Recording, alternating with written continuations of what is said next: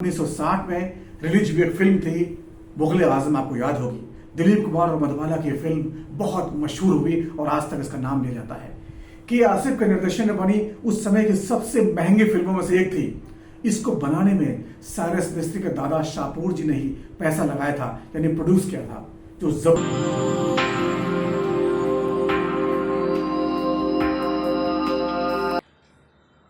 Tata group के chairman रहे Cyrus मिस्त्री की एक दर्दनाक रोड एक्सीडेंट में मौत हो गई।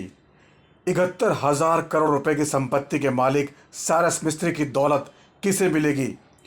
54 साल की उम्र में ही दुनिया को अलविदा कहने वाले साइरस मिस्त्री निजी जीवन में कैसे थे?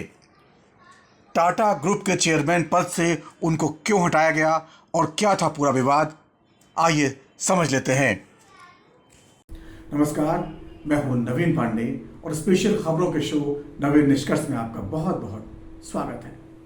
दोस्तों, कुछ दिनों पहले अरबपति कारोबारी राकेश झुनझुनवाला जी का देहांत हो गया था और कल दोपहर एक कार हादसे में 54 साल के साइरस मिस्त्री की मौत हो गई। वे जिस मर्सिडीज GLC 220D4 मैटिक से अहमदाबाद से मुंबई जा रहे थे, उसकी कीमत 68 लाख रुपए बताई जाती है। साइरस के पर्सनल लाइफ की अगर बात करें तो साइरस मिस्त्री अपनी पत्नी रोहिका छागला के साथ मुंबई के अपने शानदार घर में रहते थे, लेकिन उनके पास दुनिया के बड़े शहरों में कई घर थे। साइरस मिस्त्री का आयरलैंड, लंदन और दुबई में भी घर है। मीडिया रिपोर्ट्स के अनुसार साइरस मिस्त्री के नाम पर शानदार एक यॉट भी है। साल 2020 में टाटा ग्रुप के झगड़े तक साइरस मिस्त्री के पास टाटा ग्रुप के प्राइवेट जेट भी थे, वो उसको एक्सेस कर सकते थे। साल 2018 में साइरस मिस्त्री की पर्सनल नेटवर्थ करीब 71,000 करोड़ रुपए बताई गई, जो लगातार बढ़ती ही जा रही थी। 4 जुलाई 1968 को जन्मे साइरस मिस्त्री शाहपूर जी पल्लोंजी ग्रुप के मुखिया पल्लोंजी मिस्त्री के छोटे बेटे थे। मिस्त्री परिवार मुंबई के पारसी समुदाय से आता है, जो शुरुआती औपनिवेशिक काल से ही व्यापारियों और उद्योगपतियों के रूप में समृद्ध हुआ था। 19वीं शताब्दी में पल्लोंजी मिस्त्री के दादा ने शाहपूर जी पल्लोंजी ग्रुप की शुरुआत एक कंस्ट्रक्शन कंपनी के तौर पर की थी। पल्लोंजी मिस्त्री ने आयरिश मूल के महिला पैसवी पेरिन दुबा से शादी की थी, जिसके कारण पल्लोंजी मिस्त्री के साथ साथ उनके दोनों बच्चे भी नागरिकता के हकदार बन गए। लेकिन मिस्त्री परिवार को उसी साल अपनी भारतीय नागरिकता छोड़नी पड़ी थी और आयरिश नागरिकता अपनानी पड़ी थी, क्योंकि भारत सरकार ने दोहरी नागरिकता को अभी तक मंजूरी नहीं दी थी। 1992 में साइरस मिस्त्री ने भारत के सबसे नामी वकीलों में से एक इकबाल छागला की बेटी रोहिका छागला से शादी की थी। 1960 में रिलीज हुई एक फिल्म थी मुगल आजम, आपको याद होगी। दिलीप कुमार और मधुबाला की फिल्म बहुत मशहूर हुई और आज तक इसका नाम लिया जाता है कि आसिफ के निर्देशन में बनी उस समय की सबसे महंगी फिल्मों में से एक थी। इसको बनाने में साइरस मिस्त्री के दादा शाहपूर जी ने ही पैसा लगाया था, यानी प्रोड्यूस किया था, जो जबरदस्त फायदे का सौदा साबित हुआ। आज के हिसाब से देखें तो इस फिल्म को बनाने में करीब 500 करोड़ रुपए की लागत आती। उस समय इसकी लागत 1.5 करोड़ रुपए आई थी। इससे अंदाजा लगा लीजिए कि शाहपूर जी के पास उस समय कितना पैसा रहा होगा। इंग्लैंड में अपनी उच्च शिक्षा पूरी करने से पहले साइरस मिस्त्री ने मुंबई के फेमस कैथेड्रल और जॉन कैनन स्कूल में पढ़ाई की थी। साइरस ने इंपीरियल कॉलेज लंदन से सिविल इंजीनियरिंग की डिग्री ली थी और उसके बाद लंदन बिजनेस स्कूल से मैनेजमेंट में मास्टर डिग्री हासिल की थी। 1991 में उन्होंने फैमिली बिजनेस में एंटर किया और इसकी प्रमुख construction company Shapoorji Pallonji and company limited के डायरेक्टर बने। साइरस मिस्त्री के पिता पल्लोंजी मिस्त्री टाटा ग्रुप के बोर्ड मेंबर में थे और उसके सबसे बड़े शेयर होल्डर थे। 2006 में पल्लोंजी मिस्त्री टाटा ग्रुप के बोर्ड से रिटायर हो गए और 38 साल के उस समय साइरस मिस्त्री ने उनकी जगह ली टाटा बोर्ड में। साइरस को शाहपूर जी पल्लोंजी ग्रुप के अलावा टाटा की कई कंपनियों का डायरेक्टर बनाया गया। यहां तक सब कुछ शानदार और बेहद बढ़िया था उनके करियर में।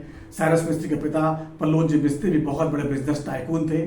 ब्लूमबर्ग बिलियनर्स इंडेक्स के मुताबिक पल्लोंजी मिस्त्री ने अपनी मृत्यु तक करीब 29 बिलियन से ज्यादा की संपत्ति अर्जित की थी, जिससे वो भारत के सबसे अमीर व्यक्तियों में से एक बन गए थे।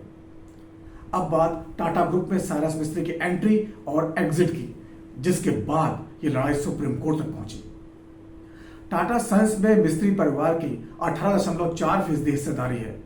नवंबर 2011 में साइरस मिस्त्री को टाटा ग्रुप का डिप्टी चेयरमैन बनाया गया था, जिसका एक ही मतलब था कि जब 1 साल बाद रतन टाटा साहब चेयरमैन पद से रिटायर होंगे तब साइरस ये पद संभालेंगे। और बिल्कुल ऐसा हुआ। रतन टाटा 1991 से इस पद पर बने हुए थे और उन्होंने ही साइरस का चुनाव किया था। वे टाटा परिवार से बाहर ऐसे दूसरे शख्स थे जिन्हें टाटा ग्रुप का हेड बनाया गया था। हालांकि कहना ठीक नहीं होगा कि मिस्त्री का टाटा परिवार से कोई संबंध नहीं था। मिस्त्री की बहन की शादी रतन टाटा के सौतेले भाई से हुई थी और टाटा ग्रुप की कमान मिलने पर मीडिया के एक बड़े धड़े ने साइरस को सरप्राइज चॉइस करार दिया था। यानी किसी को उम्मीद नहीं थी कि साइरस इस पद तक जाएंगे। टाटा परिवार के बाहर के वो सिर्फ दूसरे व्यक्ति थे जिन्होंने टाटा सन्स के चेयरमैन की जिम्मेदारी संभाली। उन्होंने टाटा सन्स के बोर्ड में अपने पिता पलोनजी सापूर जी की जगह ली थी, लेकिन रतन टाटा से मतभेदों के चलते अचानक 2016 में उनको बर्खास्त कर दिया गया। एन चंद्रशेखरन ने बाद में टाटा सन्स के कार्यकारी अध्यक्ष के रूप में पदभार संभाला और अभी भी वो बने हुए हैं। बर्खास्तगी के फैसले के विरोध में साइरस कोर्ट पहुंच गए। 2018 में भारत के नेशनल कंपनी लॉ ट्रिब्यूनल ने उनकी याचिका खारिज कर दी, लेकिन 2019 में national company law appellate tribunal द्वारा उस फैसले को पलट दिया गया। हालांकि फिर 2 साल बाद 2021 में सुप्रीम कोर्ट ने मिस्त्री की बर्खास्तगी को बरकरार रखा। इसके बाद भी साइरस मिस्त्री ने सुप्रीम कोर्ट में इस फैसले के खिलाफ रिव्यू पिटीशन डाला था, जिसे सुप्रीम कोर्ट ने मई 2022 को खारिज कर दिया। अब ये विवाद है, बहुत बड़ा विवाद था, लेकिन हादसे का ऐसा कोई कनेक्शन नहीं है। हादसे अपनी जगह है। अभी तक की जो जांच, जो शुरुआती जानकारी आई है उसके अनुसार जो हादसा हुआ है वो कुदरती है, लेकिन जिस तरह से यह हादसा हुआ है और जो हालात हैं वो इतने सीधे और सच्चे भी नहीं है। इसके पीछे क्या हो सकता है ये अभी नहीं कहा जा सकता। जांच चल रही है, उसके बाद ही चीजें साफ हो पाएंगी। साइरस मिस्त्री से जुड़े विवाद भी उनके साथ लगे हुए थे और कारोबारी दुनिया में बहुत कुछ ऐसा चलता रहता है जिसके बारे में आम दुनिया में पता नहीं चलता। ये सब बातें आगे जांच में निकल के आएंगी। अब बात साइरस मिस्त्री के निजी जीवन की। निजी तौर पर साइरस एक मृदुभाषी और साफ बोलने वाले शख्स के तौर पर पहचाने जाते थे। खाली समय में वो गोल्फ खेलने और किताबें पढ़ना पसंद करते थे। उनको घुड़सवारी और घोड़े की रेसिंग का बहुत शौक था। मुंबई से सटे पुणे में मंजरी में उनका 200 एकड़ में अस्तबल है, जहां मिस्त्री अक्सर जाया करते थे। देश के सबसे पुराने अस्तबलों में मंजरी का नाम आता है। कई हाई प्रोफाइल पोजीशन संभाल चुके मिस्त्री को हमेशा लाइमलाइट से दूर रहना पसंद था। वो शांत जीवन बिताना पसंद करते थे, किताबें पढ़ते थे। साइरस बीते 20 सालों से कंस्ट्रक्शन से लेकर एंटरटेनमेंट, पावर और फाइनेंशियली बिजनेस में काम कर रहे थे। साइरस की लीडरशिप में शापूर जी पलोनजी मिस्त्री कंपनी ने सेंट्रल एशिया और अफ्रीका में कंस्ट्रक्शन के अलावा पावर प्लांट और फैक्ट्री बनाने के बड़े बड़े इंजीनियरिंग प्रोजेक्ट पूरे किए थे। बड़ा नाम था पूरी दुनिया में उनकी कंपनियों का। साइरस मिस्त्री के नेतृत्व में उनकी कंपनी ने भारत में कई बड़े रिकॉर्ड बनाए। इनमें सबसे ऊंचे रिहायशी टावर का निर्माण करना, सबसे लंबे रेल पुल बनाना और सबसे बड़े बंदरगाह का निर्माण भी शामिल है। वे बहुत तेजी से तरक्की कर रहे थे। इसके साथ ही वे पारसी समुदाय के धार्मिक कार्यक्रमों में लगातार शिरकत करते थे, दान देते थे और वहीं से लौट रहे थे जब यह हादसा हुआ।